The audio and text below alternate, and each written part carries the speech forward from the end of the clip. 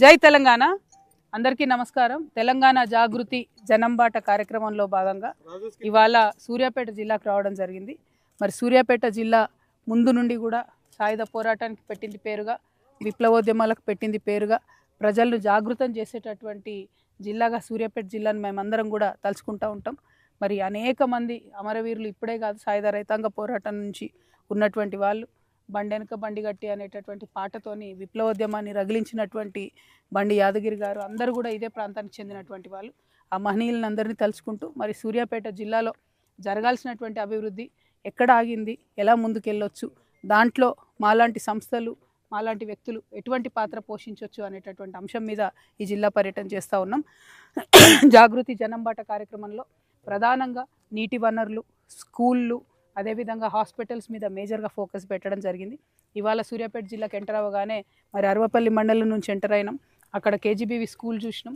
మరి అది ఎప్పుడు వాన వస్తే 10 ఏళ్ళ నుంచి స్కూల్ కడితే ఎప్పుడు వాన వస్తే ప్రతి వానాకాలం కూడా నిండా స్కూల్ మునిగిపోవడం, పిల్లలందరినీ ఫస్ట్ ఫ్లోర్కి పంపించడం, అదేవిధంగా వాన లేని టైంలో కూడా చుట్టూ చెరువు మధ్యలో కట్టారు కాబట్టి నీరు నిలిచి ఉండడం, దోమలు, రకరకాల ఇన్ఫెక్షన్లు, పిల్లలు ఇబ్బంది పడుతున్నటువంటి సందర్భాన్ని కూడా అక్కడ చూడడం జరిగింది.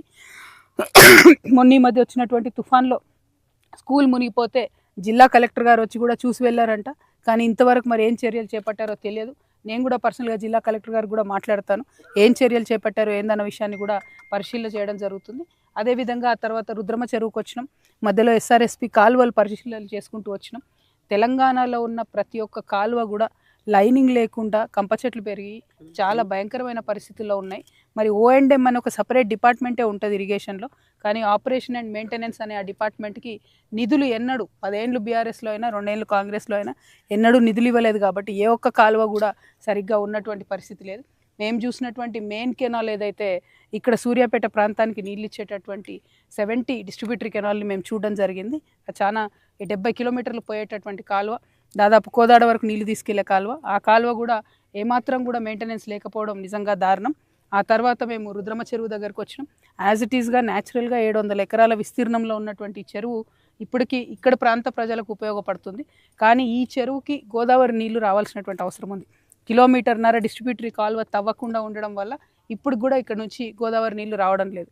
పైగా ఈ చెరువుని 5 TMC పెద్ద రిజర్వాయర్గా చేస్తామని చెప్పి బీఆర్ఎస్ గవర్నమెంట్లో ఉన్న పెద్ద నాయకులు 2 ఎలక్షన్లలో కూడా ప్రామిస్ చేసి చేయకుండా వదిలేశారు.